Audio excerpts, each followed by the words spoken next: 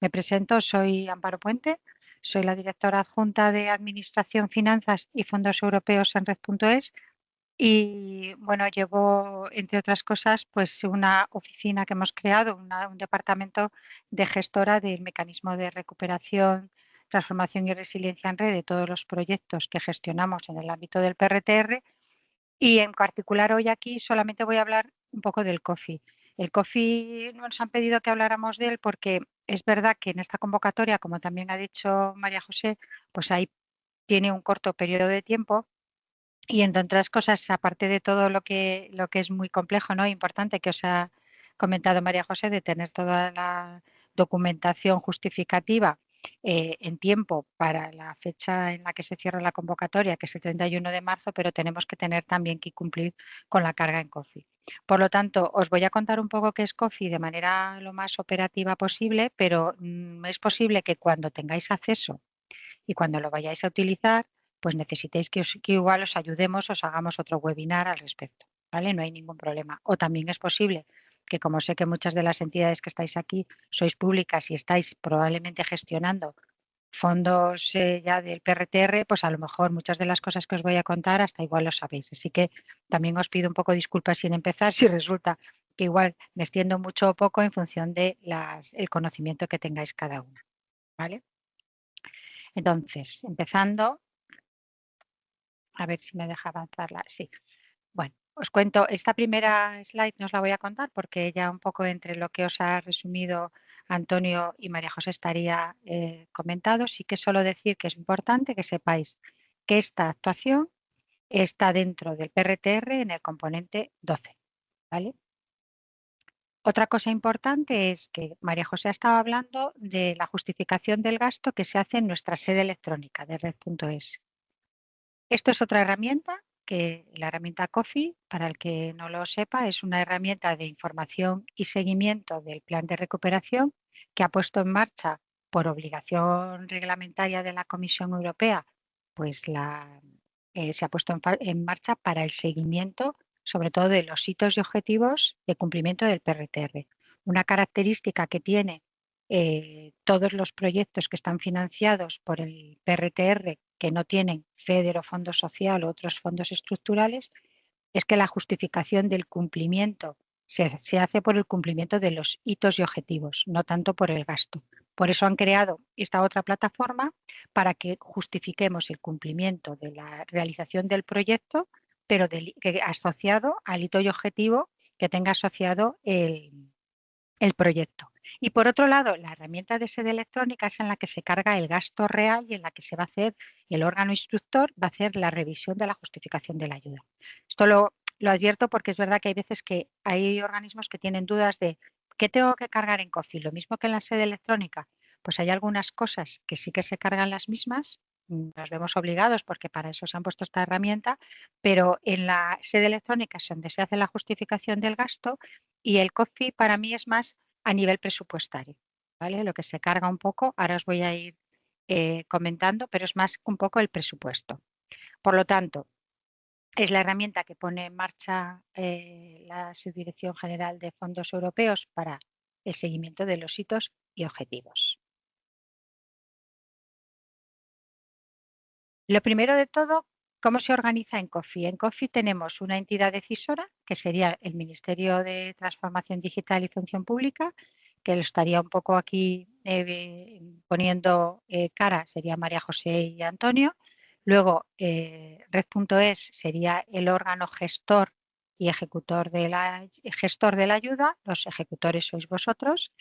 Y estos roles son importantes porque ahora cuando os deis de alta y cuando se avancen las fases en COFI, pues cada rol está identificado en función de el papel que juega cada uno.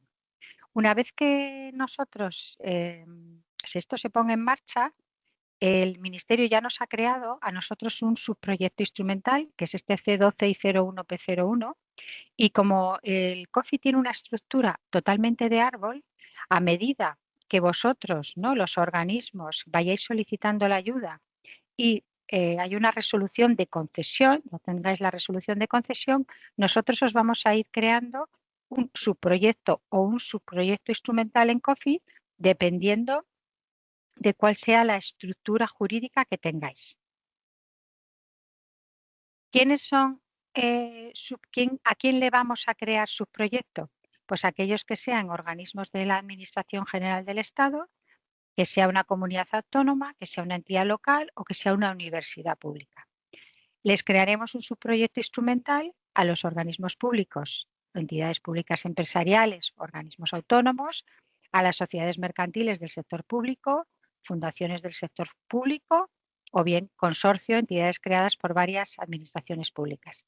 Esto realmente lo vamos a tener que crear nosotros, lo creará Red.es y dentro de Coffee digamos que os creamos este contenedor.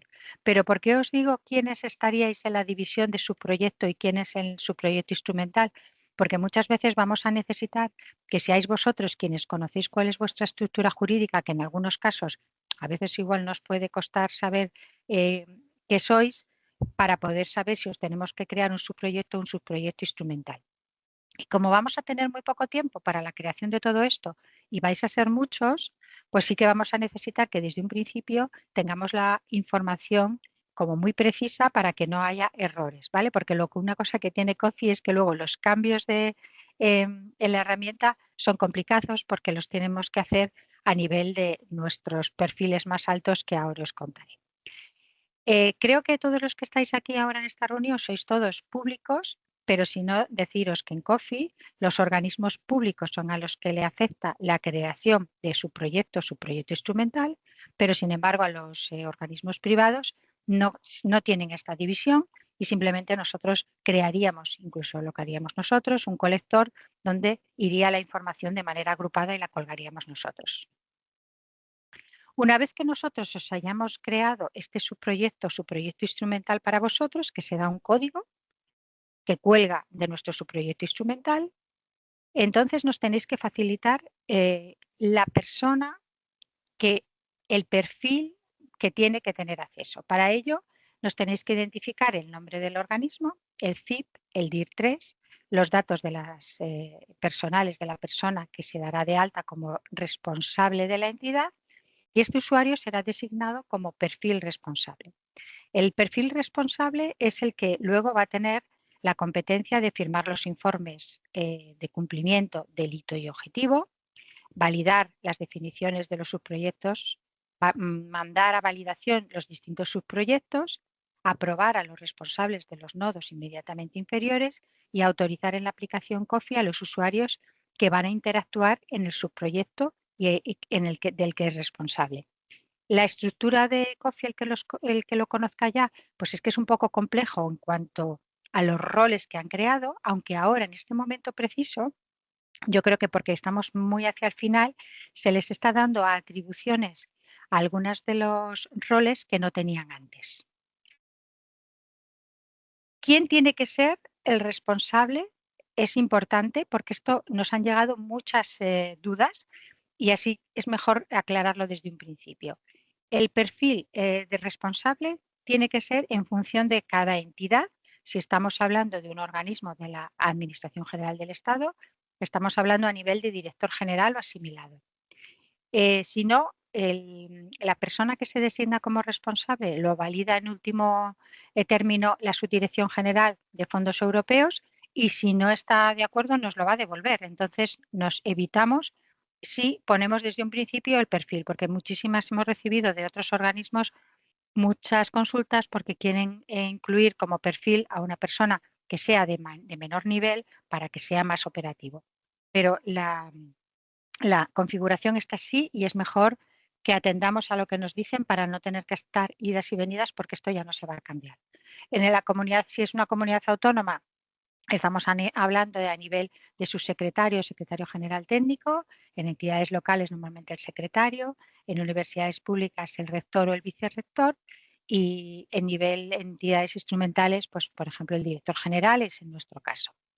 En todo caso, a partir de que nosotros abramos el subproyecto instrumental, estos que os pongo aquí en la slide son los campos que tenéis que mandar cumplimentados que os descargaréis de este formulario que como os van a luego a facilitar la presentación, os lo podéis con este enlace os lo podéis bajar.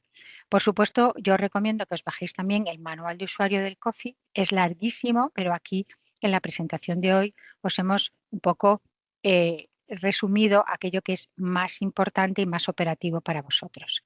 Entonces, rellenaríais este formulario con todos los datos y campos que os estamos pidiendo y con eso os daríamos de alta en la aplicación. Es mucho más fácil si alguno de estas personas ya tiene acceso y está dado de alta en la aplicación, es mucho más sencillo porque casi es de manera automática. Si sois nuevos organismos ejecutores del PRTR, bueno, pues lleva un poquito más de tiempo, entonces en cuanto nos lo vayáis facilitando, pues es mucho más, bueno, pues ganamos tiempo. Aquí os he puesto también que nuestra unidad gestora del MRR en red.es, además de todos los contactos que os ha puesto María José en su presentación, tenemos un buzón que es red.mrr@red.es, en el que para temas únicamente de Coffee, ¿vale? Nos podéis escribir y os podemos ayudar. En el caso de los subproyectos instrumentales, además de mandarnos el perfilado para poderos daros de alta, el manual exige que haya una declaración de designación de un responsable que también os lo podéis descargar de este enlace que os estoy pasando aquí. De tal manera que aquellos que sean subproyectos instrumentales nos tenéis que mandar tanto el perfilado como esta declaración para poder daros de alta. Una vez que os demos de alta, la persona que ya está designada directamente en la aplicación puede dar de alta al resto de los roles de su entidad. Responsables autorizados, editores o consultores. Como os digo, una ventaja de que estéis participando en esto al final un poco del PRTR es que ahora están abriendo un poco la mano y hay el perfil editor, que antes realmente podía hacer muy poco, incluso el responsable autorizado, ahora mismo le están habilitando para dar más competencias que antes, pues por ejemplo, incluso para hacer cualquier mínimo cambio tenía que hacerlo el responsable, lo cual complicaba mucho cuando tenemos nuestros responsables, el director general, y a veces no le tenemos con esa disponibilidad para estos temas que son quizá más administrativos, pero esto está montado así. Ahora no, ahora muchos editores pueden asumir un papel y competencia un poco mayor, ¿vale? Pero entonces se da de alta su proyecto, por ir resumiendo, daríamos de alta a la persona competente y ese, a su vez, dentro de su entidad, daría de alta a los perfiles asociados que considere. Una vez que ya tenemos, por lo tanto, ya tenéis habilitado como si fuera la caja, ¿no? Donde vais a ir cargando vuestro proyecto, hay dos informaciones importantísimas que es lo que tenéis que cargar. Uno que sería los recursos económicos y otro el hito asociado, que es el que luego reportaremos para reportar el cumplimiento de esta actuación en el marco del PRTR. En la parte de recursos económicos, se os abre y hemos ido poniendo pantallazos para que os digo, esta presentación, aunque era consciente de que muchos de los que estáis aquí, algunos podéis saber, pero otros igual no tenéis ni siquiera acceso a Coffee, pues con los pantallazos, cuando ya seáis entidades beneficiarias, podéis entrar a Coffee y podéis revolver a retomar esta presentación y con los pantallazos os va a resultar muy fácil identificar todo lo que os estoy explicando. Aquí cargaréis el presupuesto sin IVA, el PRTR, recordar que no financia impuestos indirectos ni ningún tipo de impuesto porque puede haber una doble financiación. Entonces, incluís todo el presupuesto aquí sin IVA, el IVA lo ponéis aquí porque en todo caso, aunque no lo financie, quiere que lo pongamos para tener luego en la última fila el presupuesto total. Comprobar bien las sumas porque la máquina a veces no chequea y también nos hemos encontrado en algún caso que se rellena la información y viene incorrecta. Desde un principio os voy diciendo también cosas que a lo largo del tiempo hemos ido viendo que nos han ido dando problemas. Hay que meterlo temporalmente, en vuestro caso ya pues solo sería 25 y 26 porque estamos al final del periodo, ¿vale? En cuanto al hito, el hito de gestión crítico asociado a esta actuación es el indicador CIP 180, Que aquí esto lo voy a explicar muy poco, sí quería que lo tuvierais aquí porque no sé si le va a dar tiempo cómo van a gestionar Hacienda este tema. El objetivo, como os digo, se llama espacio de datos sectoriales e interoperables de alto valor, pero estamos ahora justos inmersos en un proceso de simplificación con la Comisión Europea.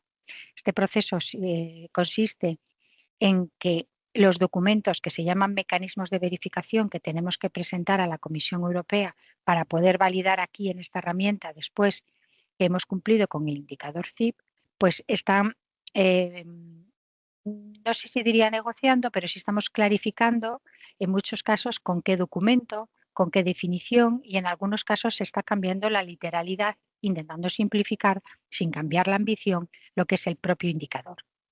En el caso del 180 sí va a afectar porque ahora mismo cuando vais al indicador aparece un, un desplegable como este que veis aquí, donde digamos que se subdivide el indicador en dos tipos de información. Por un lado, a qué espacio de datos pertenecería vuestro proyecto, si estamos hablando del sector agroalimentario, si estamos hablando de sanidad, y luego hay en el último término una parte que es presupuestaria. Creemos que finalmente, pero esto no hemos acabado las negociaciones, que esta parte va a desaparecer, quedando únicamente la parte presupuestaria. Como ahora no lo sabemos, yo os dejo el pantallazo con toda la información, porque, por ejemplo, como María José ha dicho, ya está abierto el plazo desde el 3 de noviembre y si alguno ya en breve en estos días es ya adjudicatario, pues bueno, en este caso sería un beneficiario, ya podría tener acceso a Coffee si le damos los perfiles y demás, y lo que se va a encontrar en la herramienta sería esto. Entonces, he querido dejarlo para que el webinar os sirva y luego no digáis, ah, pues voy a Coffee y no veo lo mismo que me contaron en el webinar. En todo caso, esta información está precargada en Coffee, de tal forma que si ahora mismo Hacienda, cuando se llegue a concluir el proceso, no es rápida en el cambio, porque entiendo que esto lleva desarrollos informáticos y aparece esto, después en los siguientes meses lo podremos cambiar por lo que llaman forja o nos lo cambiarán ellos o veremos, ¿vale? Pero es un poco para que lo sepáis. Por lo tanto, esto me lo voy a saltar. Sí que es importante también que sepáis que cuando hay cosas que podéis cambiar, por ejemplo, si el indicador finalmente queda únicamente en tema presupuestario, aparecerá un lápiz. Dependiendo del rol, este lápiz es lo que tendríais que revisar y cambiar el valor objetivo. ¿Por qué? Porque el valor objetivo por defecto que os aparece es el de la totalidad. Cuando hay un indicador que se cumple con el conjunto de, como es en vuestro caso, de muchos organismos, cada organismo tiene un cachito, no se cumple a la totalidad. Y entonces tenéis que entrar al lápiz para poner vuestro importe de presupuesto, que en vuestro caso sería la resolución de concesión. Porque si no, por defecto, lo que aparece cargado es el importe del CIP en su totalidad. Entonces, esto tendríais que entrar con el lápiz y ajustarlo. Una vez que entonces hemos creado el subproyecto y vosotros, ahí ya, y os hemos creado el rol, y vosotros habéis cargado vuestro presupuesto y habéis cargado vuestro CIP asociado y lo habéis ajustado, como digo, al presupuesto de acuerdo con la resolución de concesión que tengamos, entonces vosotros pasaréis de borrador a invalidación y eso lo hará el perfil responsable. Una vez que nos llegue a nosotros, y ahí os voy a decir, como no tenemos mucho tiempo, yo os invitaría que por la experiencia que tenemos ya, antes de que lo cambiéis de estado, porque volver para atrás es complicado, os pongáis en contacto con nosotros a través del buzón que os he dicho antes, para que nosotros comprobemos efectivamente que el valor del indicador asociado y el presupuesto es correcto, que es lo que vamos a comprobar. Os damos el go y entonces lo cambiaréis de estado. Nosotros cambiaríamos en validación a en revisión y esto pasaría al ministerio, de tal manera que la persona que designe, pues Antonio y María José, pues lo revisarían nuevamente y lo cambiarían de estado a revisado. Con lo cual ya el subproyecto está preparado para que empecéis a cargar ya detalles de la gestión de vuestro proyecto, que se llaman actuaciones. ¿Qué tipo de actuaciones se van a generar en vuestros proyectos? Pues una vez vista la convocatoria, tenemos contratos y otros especificar. Es verdad que en el COFI hay otros dos tipos más de actuaciones, pero creemos que por la tipología de gastos asociados a la convocatoria no vais a necesitar más. Si hay aquí alguno que echáis de menos, pues nos llamáis y nos lo decís. Pero si no, en principio sería actuación contrato y actuación otros especificar. ¿Qué dice el manual? ¿Vosotros podéis crear más de una actuación? Sí, pero nos invitan a que agrupemos, siempre y cuando se pueden agrupar actuaciones de un mismo instrumento. Lo que no podéis mezclar es en una misma actuación instrumentos distintos. No puedo cargar en actuación contratos y gastos de personal. Eso hay que separarlo por instrumento. De tal manera que vosotros crearéis actuación contrato y recogeréis todos aquellos eh, contratos que necesitéis en la ejecución de este proyecto. Y luego en otros a especificar cargaréis todos los gastos de personal que vais a ir generando. Los documentos que vais a tener que cargar os los voy a ir explicando a continuación. Como digo, esta es la pantalla que os vais a encontrar, iríais a actuaciones y esta es la pantalla que vais a ver. Aquello en Coffee que tiene estos asteriscos que son rojos son de obligatorio cumplimiento. Hay otros que no, que simplemente se quede y entonces podéis rellenarlo o no rellenarlo. Yo invito a que rellenéis casi todos los campos porque luego es mucho más fácil para los siguientes que están en la cadena que puedan entender cosas sin tener que estar llamándoos para preguntar. Aquí, por lo tanto, hay que indicar la actuación que pertenece. Esto va, como digo, todo está construido como un árbol. Cargaríais el subproyecto que os hemos creado nosotros y después la clase de actuación, que sería, como digo, veis que aquí hay 4, vosotros por las características de esta convocatoria estaríamos hablando de contratos u otros especificar, seleccionaríais y empezaríais a incluir aquí todos los detalles de la actuación. Importante, por supuesto, que a veces no se ve, pero darle al botón guardar, porque si os salís de la pantalla no se guardará. ¿Qué tenéis que cargar cuando cargáis la actuación? El nombre de la actuación, una breve descripción, ¿vale? También piden una descripción corta, observaciones y cualquier cosa que queráis, como os digo, esta no es obligatoria, pero cualquier cosa que queráis que tenga en cuenta el siguiente nivel que quiera ver, las fechas de inicio y fin que están asociadas, esto está asociado al cumplimiento del indicador CIP. Si no están bien puestas, eso sí que lo chequea el sistema y no os va a dejar guardarlo. En las actuaciones se vuelve a cargar los recursos económicos. Esto es importante que chequeéis, que es algo que nos pasa, que parezca así como que es fácil, y es que, claro, como os digo que todo está en estructura de árbol, cuando habéis cargado los recursos económicos a nivel del cajón principal, que es el subproyecto, después cuando vais a cargar la actuación tenéis que volver a cargar el recurso económico de la parte de lo que vais a gestionar por, en este caso igual, contratos. Y luego la suma de los contratos debe de sumar como máximo el del importe de la actuación, porque si no, no os va a dejar y además sí que se va a chequear por parte de nuestro ministerio. Si, por ejemplo, no suma igual, tendréis que ir corrigiendo las cifras, porque una de las cosas que también hay que tenéis que tener en cuenta es que la información tiene que estar actualizada. Si, por ejemplo, vuestro caso no lo va a ser, porque cuando vais a presentar el proyecto, lo vais a presentar con los gastos ya ejecutados. En la mayoría del resto de los proyectos, los gastos tenéis el presupuesto, pero luego los gastos se van ejecutando y entonces a medida que se ejecutan, si por ejemplo un contrato tú lo sacas por un importe de publicación, se adjudica por un importe y luego ejecutas menos, estas distintas cifras se tienen que ir ajustando en la herramienta para que esté actualizada. En vuestro caso, la facilidad que tenéis es que al haber sido una convocatoria en la que vais a presentar en el momento de la solicitud la justificación del gasto, de los gastos ya realizados, pues realmente no vais a tener ese problema y el importe que pongáis será el importe realmente que habéis ejecutado. En el tema del indicador pasa lo mismo. Tenéis que indicar el indicador asociado. Como digo, estará precargado. Esto es lo que vais a ver. Y como digo, este es justo el indicador que estamos ahora con cambio. Pero os aparecerá. Y si no aparece precargado, cogeréis como esté. ¿Vale? Si hay alguien que, por ejemplo, la resolución de concesión estuviera mañana, lo cargaría como está, lo avanza y luego ya veríamos cómo lo vamos a modificar hablándolo con Hacienda. ¿Qué tenéis que cargar como instrumento asociado?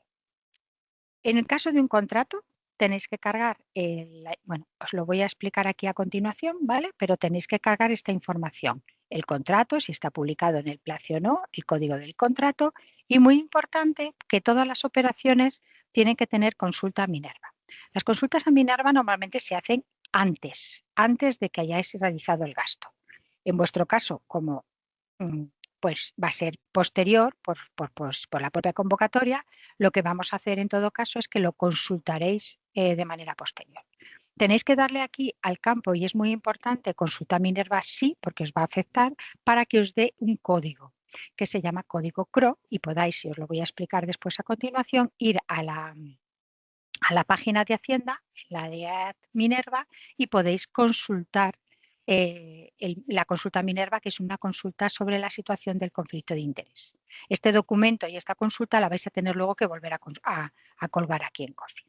El tipo de contrato, que es un desplegable, y luego, bueno, pues los importes con ISIVA. Es un poco lo que os estaba explicando aquí. ¿Qué documentos tenéis que colgar? O sea, porque claro, en Coffee no solamente cargamos campos, sino que hay documentos asociados. Estos son un poco los campos más importantes que os digo. Nuevo documento. En el caso de un contrato tenéis que colgar el contrato, los pliegos y si hubiera, pues yo qué sé, cualquier adenda al contrato, cualquier cambio, se cuelga también. Muy importante también, por supuesto, la consulta a Minerva de conflicto de interés, que es la que os voy a explicar y os diré también por dónde se cuelga, porque aquí se asocia solo, pero se cuelga por otro módulo de COFI, y la información del contratista. O sea, que ella sí que es un contrato, una adjudicación, hay que colgar aquí la información del contratista. Documentos anexos, como digo, en el caso de que sea un contrato, estos que pongo aquí, y en el de personal, ¿qué tenéis que colgar? El contrato y los timesheet, los partes de hora. Y aquí es donde soléis preguntarnos, ¿tenemos que colgar las nóminas y demás? No, aquí no. En la sede electrónica de red, cuando justifiquéis el gasto, ahí sí. Pero en Coffee no, porque Coffee está planteado como, bueno, pues como presupuesto, instrumentos, pero no se cuelga ese detalle de gasto. ¿Qué ocurre? Que en muchos casos, pues sobre todo en los gastos de personal, muchos de los organismos, el único documento que tiene para poder justificar el instrumento será el mismo que colguéis en la sede electrónica, que será el justificante de gasto. Eso lo vais viendo, pero no es la misma información, es un poco como a mayor nivel la que se cuelga en Coffee. En el tema de los documentos, aparte del documento de Minerva, es muy importante que no olvidéis formalizar la DACI, que es la Declaración de Ausencia de Conflicto de Interés. Sabéis que hay dos modelos de DACI, la Orden 1030 y la Orden de 55. Regula en un caso, es un modelo que son muy parecidos, solo tienen de diferencia un párrafo entre los dos. Una está orientada a la parte de contratos y la otra parte es para los beneficiarios de las convocatorias de ayuda. Vosotros, en el caso que estamos hablando de un contrato, tendréis que coger el modelo de la DACI de contratos, cumplimentarla. Normalmente esta DACI se hace previa también a la adjudicación de un contrato. Yo me imagino que la mayoría de los organismos públicos, independientemente de que la consulta a Minerva no la hayáis podido hacer porque no podéis tener el CRO, porque el CRO te lo da el sistema, pero la declaración de ausencia de conflicto de interés entiendo que todo el mundo las está tramitando. Entonces, y si alguien no la tiene, lo que tiene que hacer es, bueno, pues lo firma ahora para poder regularizarlo. Entonces, aquí tenéis que colgar tanto las DACIs como la consulta a Minerva. Y como os digo, tenéis que dar de alta también los contratistas y en el caso de los gastos de personal, de la actuación personal, tenéis que colgar los destinatarios, que serían las personas, ¿vale? Con los datos que os pide el sistema. En el caso de los contratistas, está pidiendo el CIP, el nombre de la persona, en este caso la razón social. Se aplicaría en vuestro caso si tenéis algún contrato que sea por lotes, el importe siempre hay que ponerlo con y sin IVA, aunque vuelvo a reiterar que el PRTR no financia IVA. Si en el caso de que tengáis una subcontratación, también hay que cumplimentar el apartado de subcontratistas. ¿Por qué? Porque al final lo que quiere ver la Comisión Europea es el destinatario final de la ayuda, que en el caso de los contratos, pues está siendo el adjudicatario, y si tenemos un subcontratista, pues también el subcontratista. En el caso del conflicto de interés, como os digo, es muy importante porque para poder hacer el análisis a Minerva, una vez que deis de alta el código del contrato, que esta es un poco lo que os decía en las dos slides anteriores, al seleccionar aquí el análisis ex ante de Minerva, os da un código que se denomina CRO para que podáis consultar en la agencia tributaria. ¿Qué os ocurre si al consultar en Minerva, que ya os digo que es una aplicación de la agencia tributaria, ¿qué tenéis que cargar? Tenéis que cargar dos ficheros cuando vais a Minerva. Un fichero TXT con la relación de los decisores, estas NIF, nombre y apellidos de los decisores, de las personas que participan en la mesa de contratación, personas que hayan redactado los pliegos. Vosotros tenéis que identificar todas esas personas que han intervenido en el procedimiento de adjudicación y que podrían tener ese conflicto de interés. Y los cruzáis con otro fichero que es el de los licitadores. Es importante que veáis todos aquellos que se presentaron a la licitación, y lo que consultéis en Minerva no es únicamente el adjudicatario, sino que hagáis como lo que estáis haciendo es como rehaciéndolo, que lo hagáis como si hubiera sido temporalmente, con todas las empresas que se presentaron a la adjudicación. Minerva tarda entre 24 y 48 horas, dependiendo un poco de la hora a la que lo pidáis. Normalmente si se suben los ficheros antes como de las 4 o 5 de la tarde, al día siguiente está. Si lo pedís un poco más tarde de las 7, pues ya normalmente tardan 48 horas, y que el resultado pueden ser bien bandera verde, si no hay ningún tipo de conflictos, dan un papelito con los cruces realizados y el procedimiento podría continuar. Podría ocurrir que tengáis una bandera negra, voy a explicar primero la negra, que es más fácil, y es que simplemente significa que la agencia tributaria no dispone de datos. No quiere decir que no haya conflicto o no conflicto, sino simplemente que la agencia tributaria no tiene datos. En ese caso, ¿qué tenéis que hacer? Tenéis que saber quién es el titular real de ese contrato y volver a cruzar el dato con el titular real. Sabéis que titular real es aquel que ostenta una participación mayor del 25%.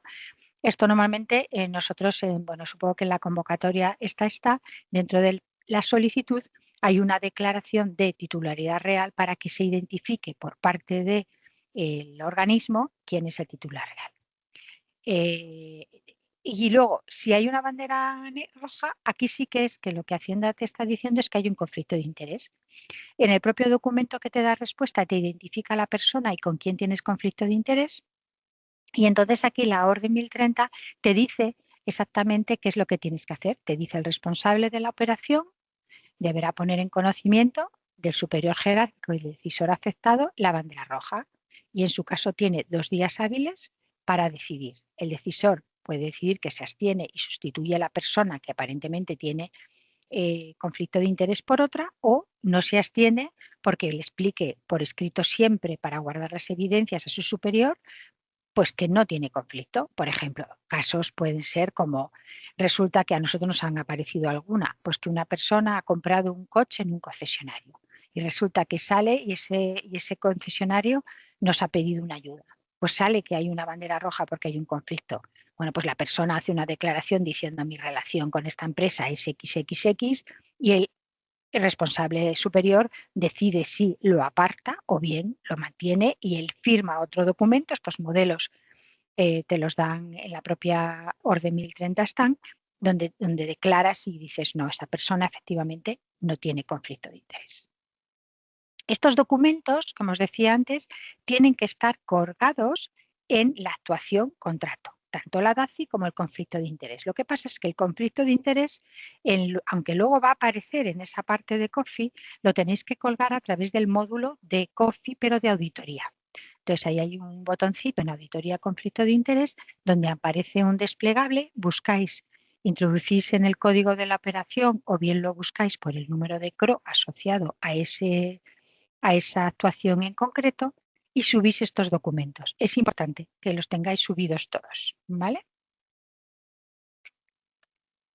En cuanto a la DACI, es un poco lo que os explicaba hace un momentito, que tenéis en la orden 55, en vuestro caso porque son contratos, el modelo que os aplica, pero ya os decía que hay dos modelos, el de la orden 55 y el de la orden 1030, como es con convocatorias de ayudas, y no os lo he puesto aquí porque, hombre, por la tipología de gastos de esta convocatoria, como esto es a su vez las actuaciones a través de los instrumentos en los que vosotros vais a desarrollar el proyecto, pues no creo que haya ningún caso en el que nadie vaya a sacar de su proyecto una convocatoria. Por eso os he puesto solo la parte de, o sea, la alusión al modelo de la orden 1030.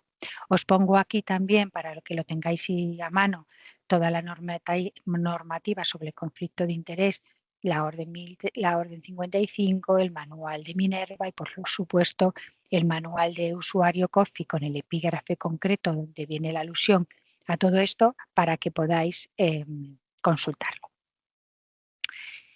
Una vez que ya habéis cargado todas las actuaciones, en actuación contrato todos los agrupados vuestros contratos, en actuación otros gastos de personal, todos los gastos de personal, habéis chequeado los importes en el presupuesto, habéis asignado el hito y objetivo y habéis cargado todos los documentos que os he comentado, si es un contrato o si es personal. Aquí lo que hay que hacer nuevamente es validar el proceso de validación, como antes os explicaba del subproyecto, pues aquí ahora validamos las actuaciones. ¿Qué os vuelvo a comentar? Pues que creo que es bueno que, al igual que os he dicho anteriormente, nos mandéis un correo electrónico para que chequeemos un poco nosotros previamente todo esto y cuando hagáis el cambio lo progreséis, como no tenemos mucho tiempo para idas y venidas y, como os he dicho, las vueltas son complicadas, para que ya cuando nosotros nos avisáis, lo revisamos y os decimos, vale, venga, cámbialo de estado y así nosotros lo podemos cambiar a continuación. ¿De acuerdo? Aquí sí que os traigo que este ya es un poco parte nuestra. Cuando nosotros lo cambiamos de estado, lo tenemos que hacer por el módulo de planificación, pero sí que es importante una cosa. Cuando vosotros estáis cargando las actuaciones, si no tenéis puesto en la validación permitido, nosotros llegamos aquí a cambiar de estado y no nos deja. Es un error que estamos teniendo con bastantes organismos y por eso queríamos traerlo aquí, pues de esas pequeñas cosas que suelen dar problemas para que lo tengáis en cuenta. Si en dicha columna nos aparece no permitido, pues aquí lo que nos pasa es que la actuación debe informar si transfiere o no recursos económicos a otros subproyectos del plan, la actuación debe tener asociada al menos una submedida y la actuación debe tener asociado un hito y objetivo. Estos son los casos en los que, por error, si estos 3 puntos no los habéis tenido en cuenta, suele aparecer como no permitido y entonces a nosotros no nos dejaría validar. Si esto lo habéis comprobado, aparece como permitido, los importes están bien, el hito y objetivo está bien asociado, nosotros iríamos por planificaciones y directamente lo cambiaríamos de estado. Aquí os volvemos a poner un poco el warning diciendo que efectivamente, como el hito y objetivo está cambiando, pues esto os lo comentaremos con detalle cuando ya se modifique. Y luego os he explicado, para no alargarme mucho, entre esta página 39 y la página 46, no os las voy a explicar, os las dejo aquí, porque este es el proceso para hacer el progreso del indicador.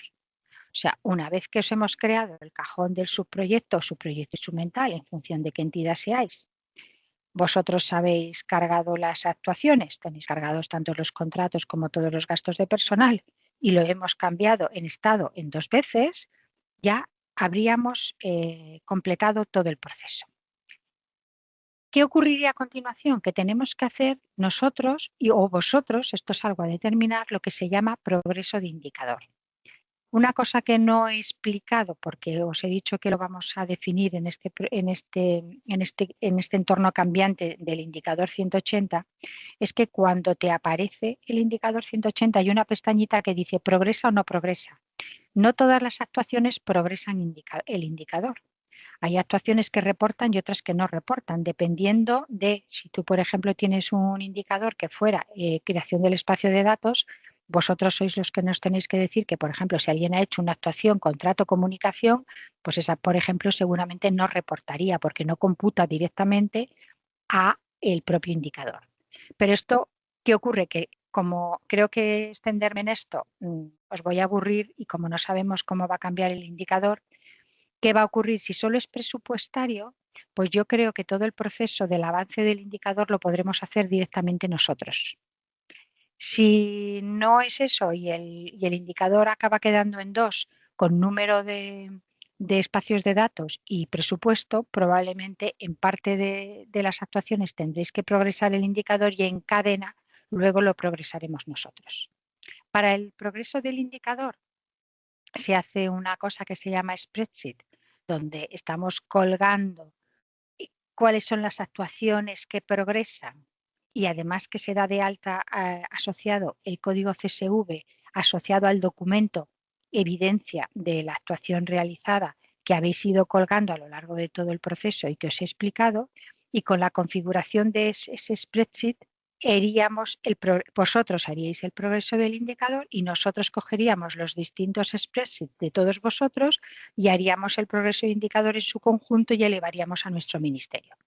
Esto, como digo, lo tenéis explicado entre la página 39 y 46, pero os lo dejo aquí para que sepáis cómo funciona, pero no os lo voy a explicar por si cambia. Lo que sí que haremos es que cuando lo tengamos claro, pues aquí ya lo hablo con María José y con Antonio y demás, por si acaso quizás hacer un webinar explícitamente únicamente de cómo se hace el progreso del indicador. Mientras tanto, con que sepáis bien cómo se cargan las actuaciones, yo creo que es lo más relevante. Y entonces me voy solo a esta última parte. En esta última parte lo quería, y ya no tiene que ver con Coffee, y lo que quiero comentaros es cuáles son los principios transversales. El PRTR, a diferencia de otros fondos estructurales, tiene como específico, como especial, que es el de cumplimiento de hitos y objetivos, y además que tiene que cumplir los principios transversales. Los principios transversales son, primero, el cumplimiento del hito y objetivo del que estoy hablando a lo largo de toda la presentación, cumplimiento del etiquetado verde y digital, el principio de que todas las actuaciones tienen que cumplir con el DNSH, tienen que cumplir con haber tenido medidas implementadas sobre el temas de fraude, corrupción y conflicto de interés, tiene que cumplir con las ayudas de Estado de doble financiación, con identificación del perceptor final de los fondos y con los temas de comunicación. De manera súper resumida, paso por cada uno de ellos. En el caso del de hito y objetivo es el que hemos estado hablando a lo largo de todo el documento. Vosotros tenéis que cumplir con el indicador CIP 180 y, como os digo, en otra presentación os diremos cómo se hace el progreso para el cumplimiento de este indicador. En relación al etiquetado verde y digital, como os he explicado al inicio, esta actuación pertenece, este proyecto, al componente 12. En el propio componente se dice que computa esta actuación, como está dentro del componente 12, al 100% el etiquetado digital. En el tema del DNSH tenéis que ver vuestros proyectos viendo la convocatoria, que no puede ser financiado con fondos con el PRTR, ningún proyecto que pudiera no incumplir el DNSH, el proyecto de no causar un perjuicio significativo a los objetivos medioambientales. Aquí normalmente estáis firmando una declaración, pero vosotros tenéis que revisar que vuestros proyectos, nada de ello esté incumpliendo este requisito, que además es muy importante para la Comisión Europea. En el tema del fraude, tenéis que tener vuestro plan de medidas antifraude.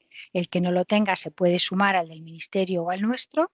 Y además tenéis que tener medidas. La mayor parte de los organismos que estáis aquí, entiendo que tenéis la entidad al ser público suficiente y tenéis vuestras evaluaciones de riesgo de fraude, tendréis vuestras declaraciones de ausencia de conflicto de interés, que son las que he explicado antes, que además hay que subir en el sistema, y tenéis que tener procedimientos para cómo abordáis el conflicto de interés, y en el caso particular, además, aquí ya hemos hablado que hay que regularizar y subir las consultas a Minerva, que es la herramienta que ha puesto en marcha Hacienda para que podáis cruzar y evidenciar que efectivamente ese conflicto de interés, además de firmarlo a través de la DACI, estamos comprobando que no existe. En el caso de ayudas de Estado y doble financiación, es un requisito también que se debe de cumplir. Ya os decía que es una de las razones por las que los impuestos no están, no es un gasto elegible, y que también tengáis que tener en cuenta en el gasto de personal. Aquí abro un poquito de ojo que los gastos de personal directos de vuestras organizaciones que no sean ad hoc para estos proyectos no son financiables, porque ya están financiados con cargo a los presupuestos ordinarios de vuestras entidades y habría un conflicto y doble financiación. Y os recuerdo también que es importante el 22.2, que es que tenéis que llevar un registro de los perceptores finales, que es por eso por lo que en COFI se sube, como os decía, el detalle de los contratistas y el detalle de las personas que participan en todo el proceso. Y en el caso del perceptor final de los fondos, el artículo 22.2, se dice que las entidades gestoras tenemos que llevar una relación del nombre o razón social, en caso de que sea una empresa, el NIF, el tipo de relación, el importe recibido y la ayuda financiada. En general, hombre, con la declaración que hacemos a la base nacional de subvenciones, esta parte la tendríais cubierta, pero son cosas que yo tengo que resaltaros aquí para que lo tengáis en cuenta. Y por último, el tema de la comunicación, que también María José lo ha comentado en su presentación, que sobre todo para la Comisión Europea siempre ha sido muy importante, pero va increciendo a lo largo de los años el cumplimiento de los objetivos de comunicación, donde el beneficiario de los fondos tiene que informar públicamente de la actuación cada vez que hable de que esta actuación debe de decir está financiada, en este caso por el PRTR. Hay una guía de comunicación donde os dice cuáles son los logos que tenéis que utilizar y cómo se deben de poner, incluir, como digo, el emblema de la Unión Europea, que esté financiado a fondos europeos, en todas las web, las notas de prensa, todo lo que vuestros responsables, vosotros, comuniquéis de todo este proceso, hay que incluir todos los logos. Realizar siempre que se pueda pues acciones de comunicación, conservar las evidencias de que habéis llevado a cabo acciones de comunicación, y, como os digo, hay un manual de comunicación específico del PRTR que os podéis descargar.